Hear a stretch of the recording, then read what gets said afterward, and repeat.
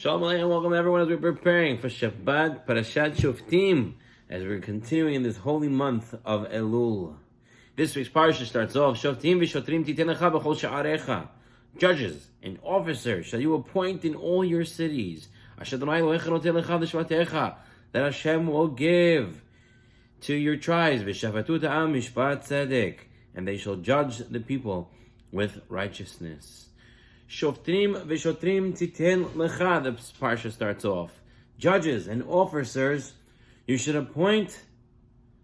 Titen lecha means to give to you. Titen lecha, you should appoint officers for yourself. Rav Moshe Feinstein in the Darsh Moshe points out, lecha for yourself. What does this mean? We're talking about a society. B'chol sha'arecha, in all the land that for your tribes. Why are you talking? But why is the lashon titen lecha put for you when we're talking about a society mitzvah? And so he explains that the Torah is teaching us a fundamental concept. In addition, for a society at large to have shoftim v'shotrim, judges and officers, each individual must be both a judge and a police officer over himself. Lecha, for you. One must constantly oversee his actions like a judge and police himself like a police officer. Giving himself a ticket in Hazar Shalom, he steps out of bounds. This is what the Parshat starts off. Shoftim v'shotrim titen lecha. You have to put judges and officers on yourself. Where are these officers supposed to sit? The Pasuk tells us, B'chol sha'arecha, in all your gates. The Shloah Kodesh says, gates? What's the gates of a person? If you're telling me it means in a drush, in a way of explaining, we're learning a lesson, you have to put judges and officers on yourself, but where are you supposed to put them on yourself? It says, B'chol sha'arecha, on all the gates. So the Shloah Kodesh says, we all have 7 gates on our bodies. We have 2 eyes, 2 ears, 2 nostrils, and a mouth. That gets us to the 7 gates. A person should appoint judges and officers at all his gates, that all his senses, his eyes, his ears, his nose, his mouth, it should all be used in the service of a Kadosh Baruch Hu. The way that these gates are used will either build or destroy a person. A person must appoint shoftim and shotrim to control the flow through these gates. Like we mentioned, we are in Chodesh Elul. This parasha, Shoftim v'Shoftim titen lecha, comes right in Elul to tell us we have to be careful with everything that we do. The Rebbe Yaakov Yosef HaKohen, the Toldos, was standing together with the Baal Shem Tov, and they were discussing about Torah. And the Baal Shem Tov told to the Toldot, to Rabbi Yaakov Yosef HaKohen, that everything that a person notices in life, it's really a message from Hashem to him. If something occurs in the world, it's because Hashem wanted you to get a certain message from that. And the Baal Shem Tov said this is even true if it seems insignificant, even if it seems entirely natural. The world is under the hashgacha of Hashem, and so that if you see something, it's Hashem giving you a message. And as they were talking, the story goes that a man came by, a Gentile, a guy, who was a repairman, a handyman. And he told the Baal Shem Tov, he said to him, "Good morning, Rebbe. Is there anything that needs fixing today? Is there anything that you need to get fixed?" He's a repairman. And the Baal Shem Tov said, "No, thank you very much. Everything, Baruch Hashem, is good by me." And the workman said, "That can't be true. Because if you look hard enough, there's always something that you can fix." I mean, think about it for your house for a moment in a non-spiritual sense. Think about your house. There's always something in the house that could be fixed, could be remodeled, could be done. So he said to the Baal Shem Tov, anything can be fixed. The Baal Shem Tov turned to Rabbi Yaakov Yosef HaKohen and said to him, "Do you realize the message that Hashem just told us? If a person thinks he's a tzaddik, it's not true. He thinks he has nothing to fix, it's not true. There's always something that a person can fix up." The story continues. Rabbi Yaakov Yosef was not ready to accept this idea. He said, if Hashem wanted to send such an important message, I agree with you, everything has to be fixed, but if Hashem wanted to send such an important message, it wouldn't come through a guy. Come through a Jew. It'll come through something special, not through some guy who's a repairman. The Baal Shem Tov looked at him and said, what can you do? I told you, I explained it to you. You don't want to, you don't want to. You don't want to understand, you don't want to believe it. Fine, it's up to you. The Baal Shem Tov leaves, and Rabbi Yaakov Yosef is walking on his way home. And suddenly, a Gaisha farmer passes by with a wagon load of hay on it. And as he drives by, some of the hay and some of the bundles of hay fall down. So the guy stops the wagon, looks at Rabbi Yaakov Yosef, and tells Rabbi Yaakov Yosef, he says to him, can you please lift these for me and put it back onto the wagon? And Yaakov Yosef replied, I'm sorry, but they're too heavy for me. And the guy looks at him and says, don't say you're sorry they're too heavy to you. Just say you don't want to do it. Because if you wanted to do it, you could do it. It's because you don't want to. When he heard that, that was just the message the Baal Shem Tov told him. You don't want to believe it, you don't believe it. If you want to, you want to. He saw the same thing over here. This lesson is, number one, is that everything that happens because Hashem is sending us a message. Another lesson that we saw from the second story was that a person really can do it if he wants to. They say that a similar story happened with the Levi Yitzchak Miberdichev. And he saw that there was a wagon driver and a storekeeper. The wagon driver brought the merchandise and to the storekeeper, and he tells the storekeeper, you got to go and take it off my wagon and put it in your store, right? No full service here. You got to take it from the wagon. And the storekeeper says, what are you talking about? You always bring it inside. You have to bring it in. He says, today I can't do it. And they get into a shouting argument, and they're arguing back and forth. And then, all of a sudden, the storekeeper says, you know what? Here's another $50. Just bring everything inside. Oh, that's the case. And the wagon driver was able to bring everything in. Rabbi Levi Yitzchak Miberdichev said, I see from here, he says that what? A person really can do it. A person really could change. Sometimes people say, I can't do it anymore. He said, all they need is a little bit of motivation, a little bit of incentive, right?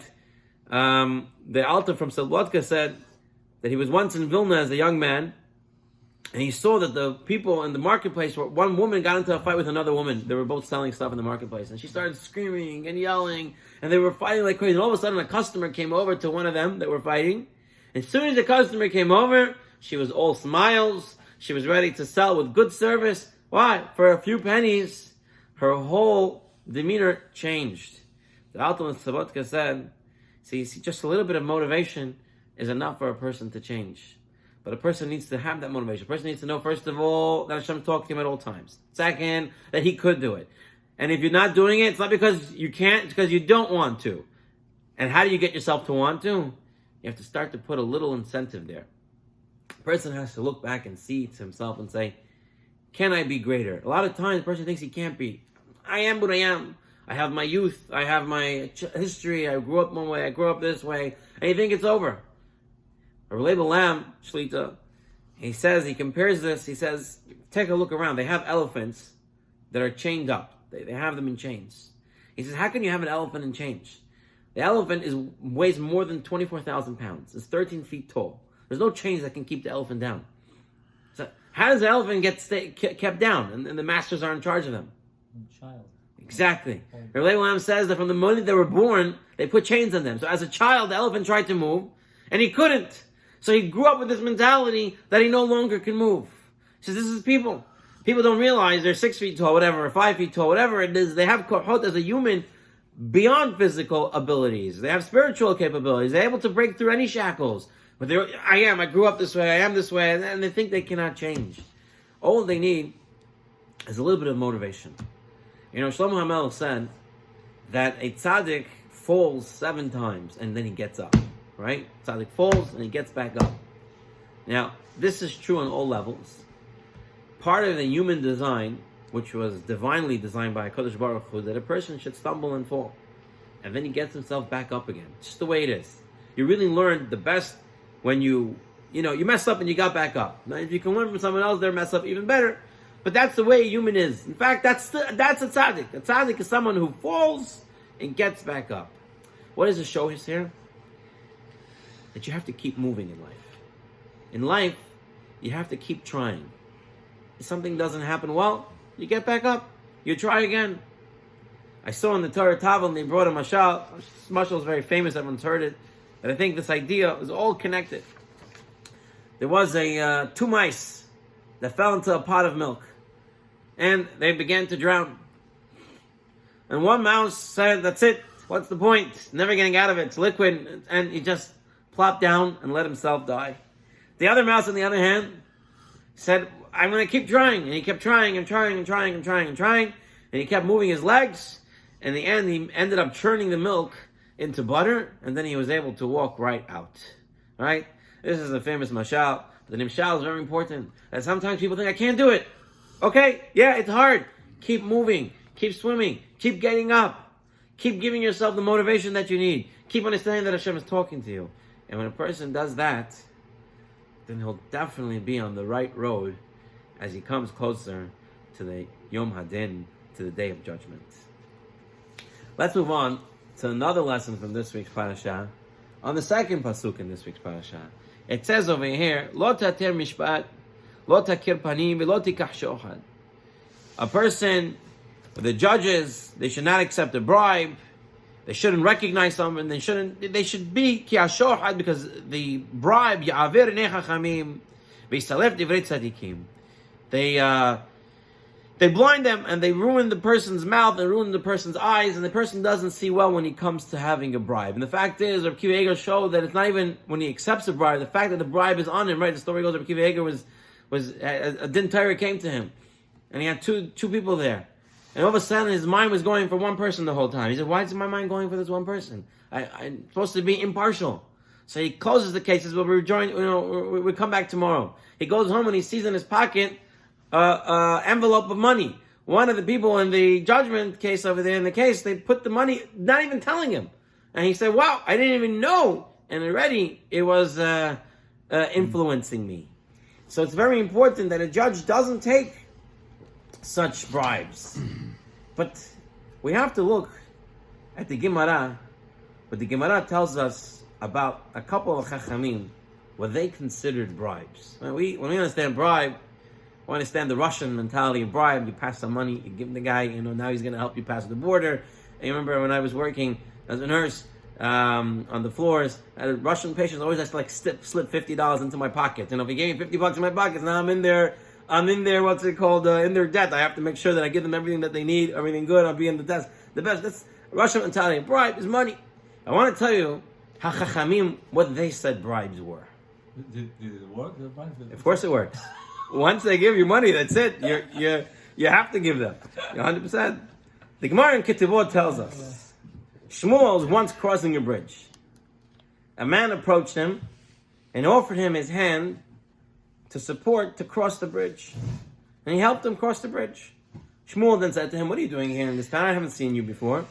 He says, "The truth is, I have a din Torah, I have a court case, and I want you to become the judge." And Shmuel said, "Done. This is shohad, this is a bribe. I cannot be your judge." Another story, a Maimar was sitting and judging a case when a feather flew onto his head. A man came along and removed the feather from his head. A Maimar said to him, "What's your business here?" He said, "The truth is, I'm here for a din Torah in your bed din."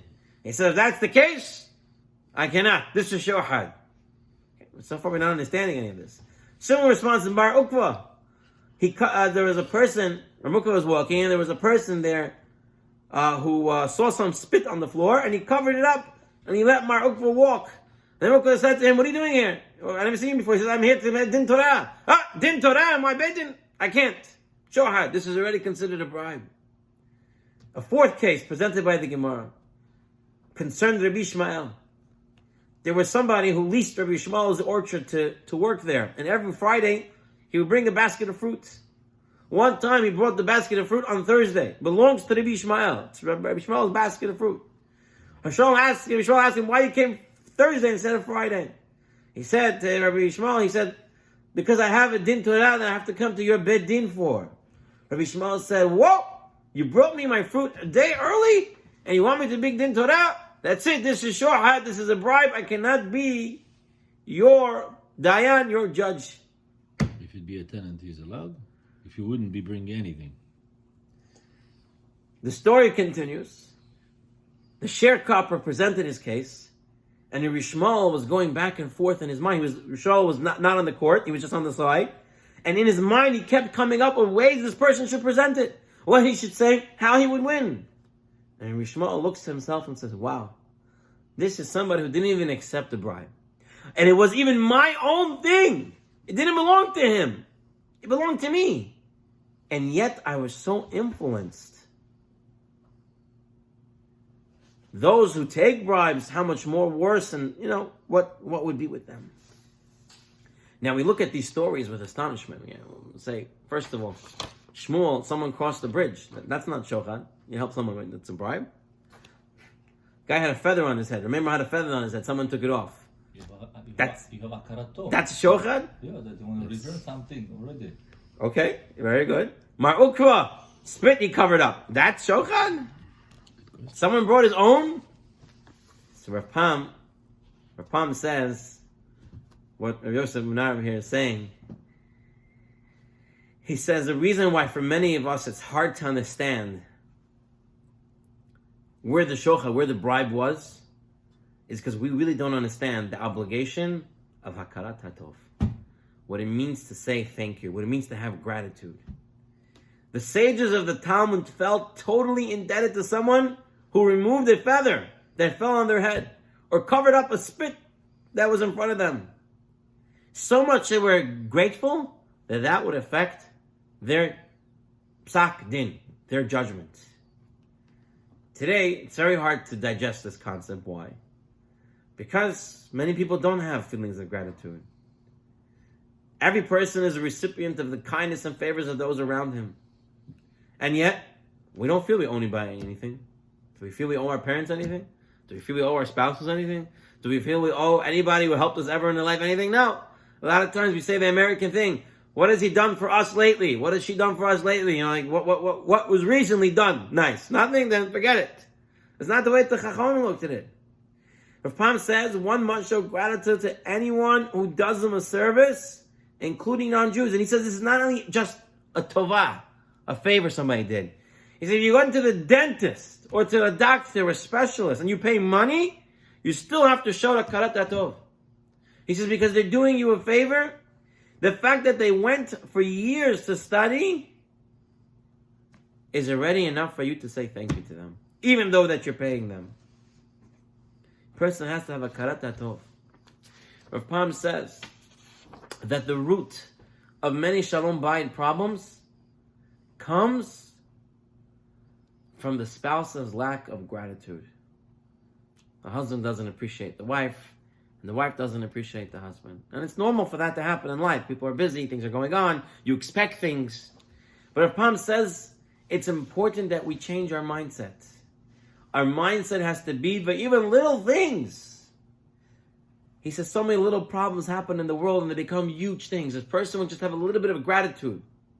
So one time she said this, one time he did that. But so much gratitude you had for everything else that they did, there wouldn't be such problems in the world. Rav Pam says the little children should be taught to say thank you when they receive something, even if they don't know what it means, even if they're not really saying it for their meaning. He says, but nonetheless, if they'll be trained to exhibit a thank you, then when they get older, it becomes second nature, and it'll be a ripple effect that they'll have a karat hatov. This is the way to train children, Rav Pam says. Now, we are not children anymore. If we don't have the sense of gratitude to everyone, it's time that we start it. Stop and think. What did this person do for me? Why should I be thankful to them? Don't think why I shouldn't be thankful to them. What did they do wrong to me? That everyone can come up with. The harder one, the challenge is, what did they do well for me? What did they do for me? Why should I give them? For parents, you should have gratitude from the fact they gave birth to you and took care of you as a child. You have many horror stories in the world that you hear parents just threw their children, killed them, gave them up to this and that. And our parents, now as parents, we know, sleepless nights, different issues, you have to take care of the kids. It's a lot to appreciate. Spouse, the fact that you're married, already is enough of a reason to be appreciative. And all the people in our life that come in and out, that have done good things for us, our job is to appreciate it. We mentioned this many times. It's not what they did, but rather our feeling of appreciation for them. So now we could come to an understanding how these great people in the Gemara, how they all said to disqualify themselves as judges because of the tovah, of the good stuff that were done to them, was already that little bit was enough to be so thankful, so indebted to them, that there cannot be a judge for them. We'll move on to our final lesson from this week's Parsha. Rabbi Mendel Kaplan was a great Talmid Chacham.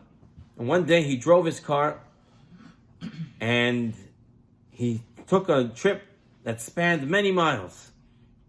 Over 200 miles in one day. It's a lot. He drove over the whole night and he finally came to a shul in a small town for Shaharit. He was extremely exhausted from his journey, and it took a great deal just to concentrate on his prayers. And as soon as he finished praying, one of the people in the shul came over to him and said, "Excuse me, Rabbi, I noticed that during Ishtabah, Ashkenazim have a minhag to stand up.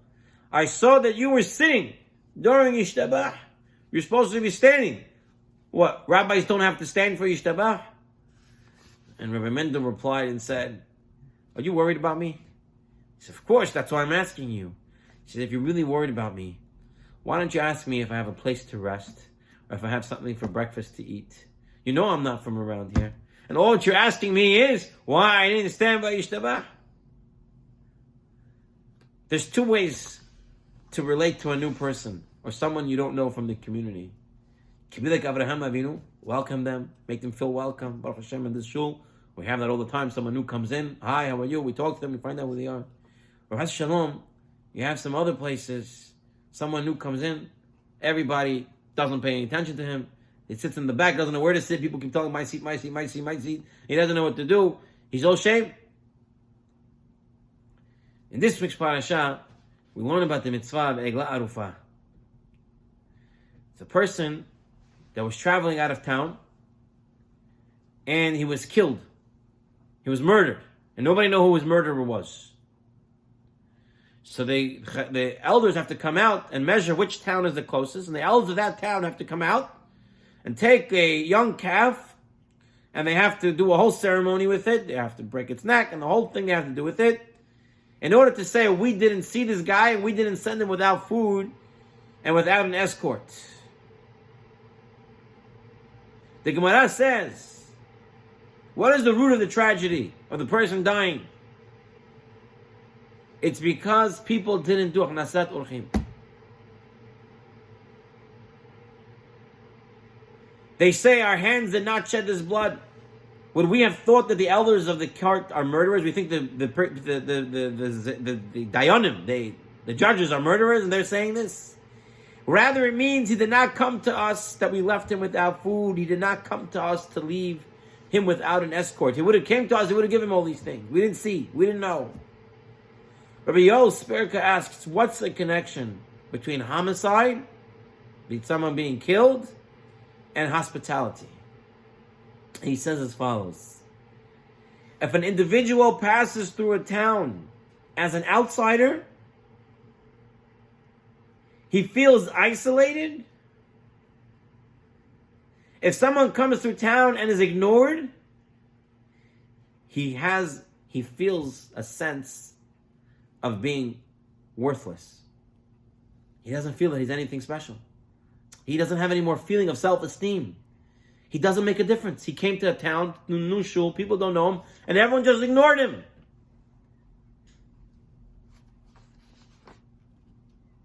If such a thing happens, then when he comes out and someone tries to kill him, he's already weak because his self-esteem has already been weakened. If he's not escorted, he's not given a time, he's not thought about, he has no chashivas, no importance to him, then he'll be easily overpowered by the thug who jumps them outside of the city limits. If you take away someone's self-esteem, you've killed him, that he's not able to stand up for himself, Rabbi Yoel Sperka says. The Baal HaTurim He says, it's so interesting that the mitzvah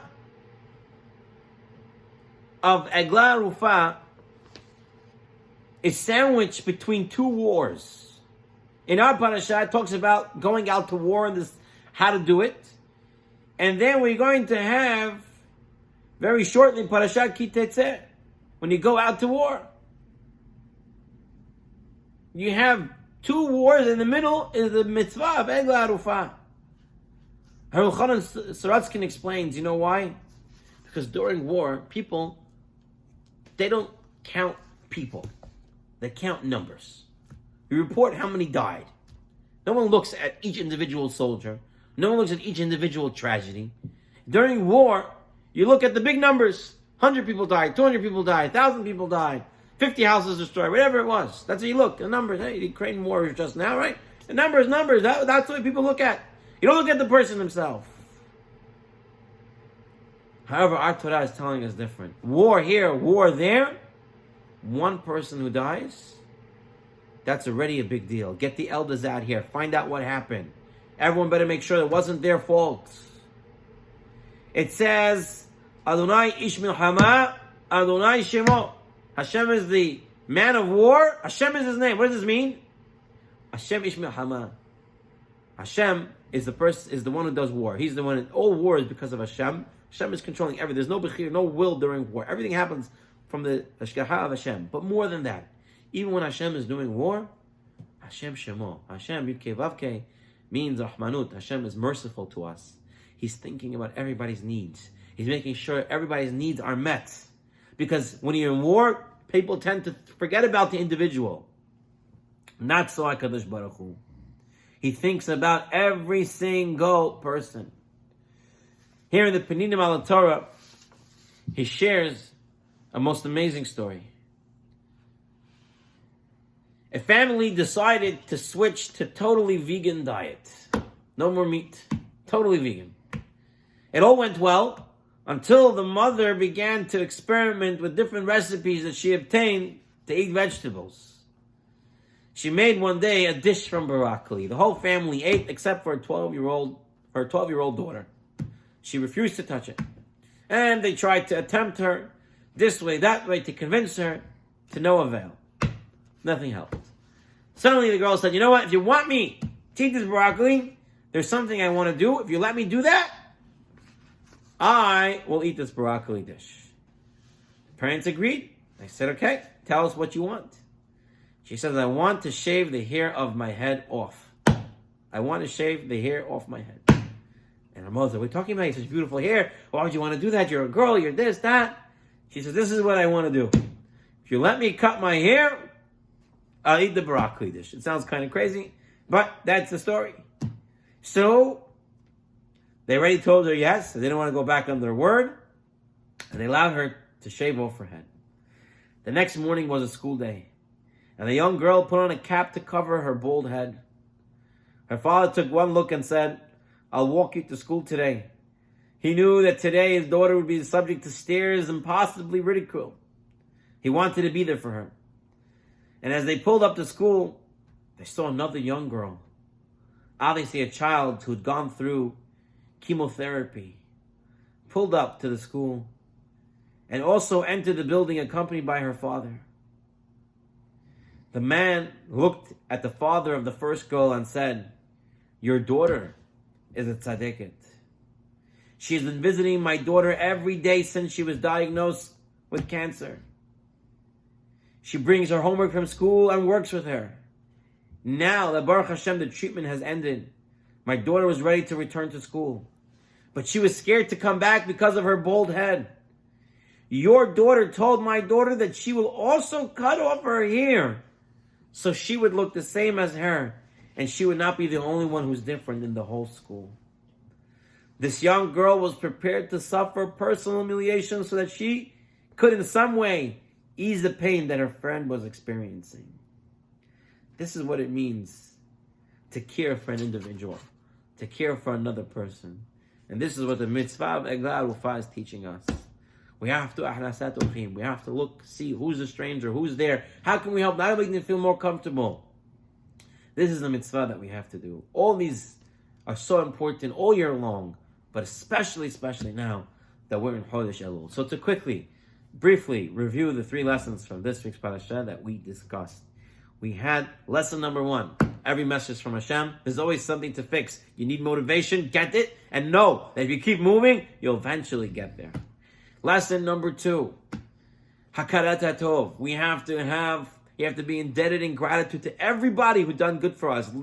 Before, now, later, in the future, to our grandparents that did a chesed.